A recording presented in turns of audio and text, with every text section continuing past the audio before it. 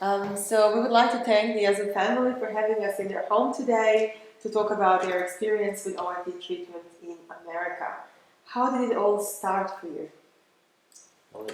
Well, I'd sort of heard about it through Facebook allergy groups, made quite a few friends over Facebook Messenger with families that were already in America doing OIT with Dr. Jones. And from there it just sort of snowballed, and it was sort of an idea, but then we told our family, and Mark's parents and my parents fully supported us. We did some fundraising, lots of fundraising. It was a big effort, family, community, because obviously it's quite a big thing to relocate to Utah, which we knew we'd have to do this treatment. And it just sort of started from there, I guess. Thank you. Mark, how was for you when you found out? How did it feel to have the glimpse of hope as a food allergy parent that there could be a solution? What was your first thought or reaction? I think the journey that we've been on from the start, when we had our first reaction with Jack, I was at a mine site. I got a phone call from Holly, which said that she was going to hospital with Jack. How old was he at the time? About 16 months. 16 months, so he was a bubba. And the first phone call was of high concern. By the time I got off the mine site and made a second call, which was in a time frame of under 10 minutes, the call that we had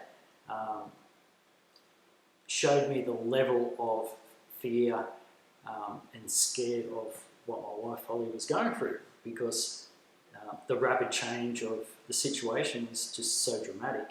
And then to turn up at a hospital 30 minutes later and walk into a scene that we did literally changed our lives. We didn't know what the problem was, what had actually happened, and then to go through the process of actually finding out that it was a product that was egg. And Holly loves eggs, she eats them most days. So when we actually found out it was egg, I just didn't believe it. It was just foreign. It could not cause the reaction that I saw that day. From then, like any other parent that goes through this, we looked at the hows and whys, tried to get up to speed, did research. The internet's very good that you can find information. And we eliminated eggs straight away from all diets. It must have been hard if you're a big egg eater. Yeah. And, you're on a mindset that we didn't think about this before, and now you have to think about every food that we fed Jack at the time. We only had the one child, was literally what is in that product, so you're on a very big information curve of understanding everything that you're feeding your child. And from there, we had our second child, Pearl.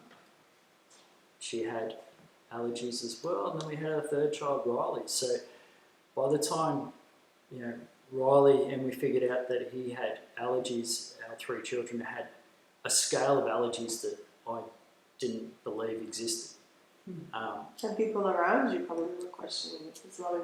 We got a big trifecta. Yeah, many people couldn't believe that, the foods that we eat so easily can cause reactions on the level that they have.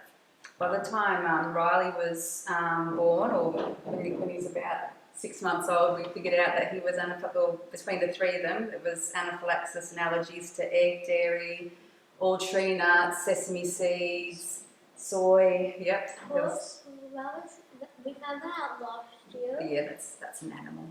That's like a different sort of allergy. So as a family, it would have just changed the way you live, your shopping habits. Oh, we didn't have any of those. None of those products in the house. Egg, dairy, soy, nuts. Sesame? No sesame. We had minimum. For Riley was the only one who had dairy, and Or dairy allergy, yeah. We managed, the types of foods that we could feed our children. But once we found out with dairy was a game changer, and that probably took away 40% of what we could feed instantly. And that's when, be honest that I struggled because the burden and mental health side of it just went to a level of, you're walking around in summer and you're just seeing ice cream wrappers, paddle pops, like dairy is just a really hard one. And it took it to a level of, wow, is there anything out there that can help us? And that's where we sought the best help that we could. And the barriers that were put up was, we don't know how to deal with this level of allergies. There's just so many of them in Australia. And our kids seem to have most of the really bad ones that, I struggled, Holly struggled, but between us, we kept on, defending our children and feeding them the best that we could. And because of the internet, we were so lucky that we had the opportunity to find out this information about Dr. Jones in Utah. And within probably, I think, 24 hours, Holly processed the information and she said, here, let's sit down, let's have a look at this. We had no choice. We had to find a way to make it happen, and everyone made it happen. And, the hope that we had before we found out about this was there wasn't hope.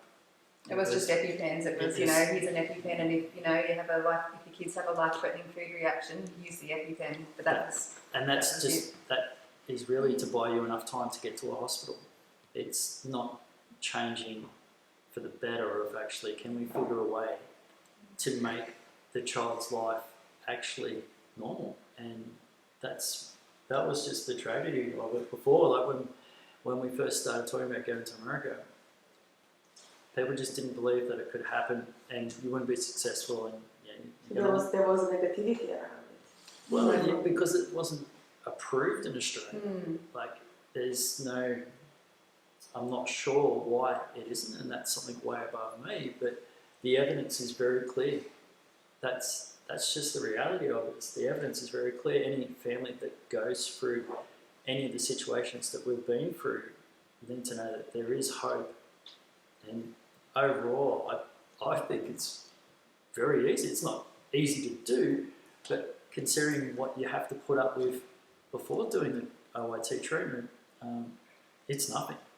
If it's such a short term, hard pressure on the family or on the children, you won't remember it. It goes for less than a year. We were there for 50 11 weeks. months. Yeah, 11 months.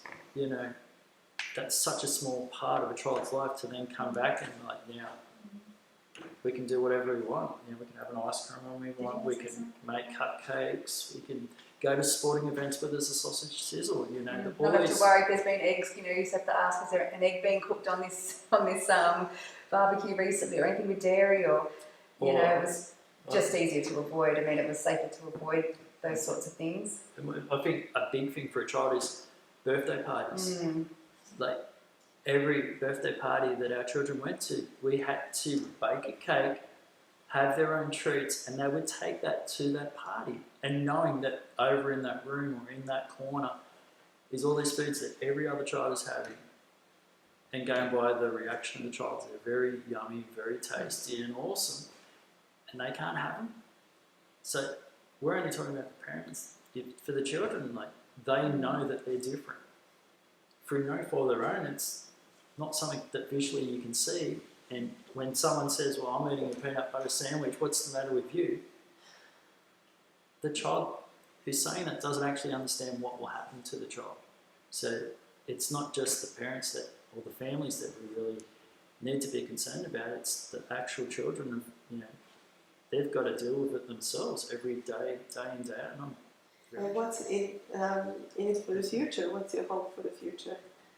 For your family and for other families?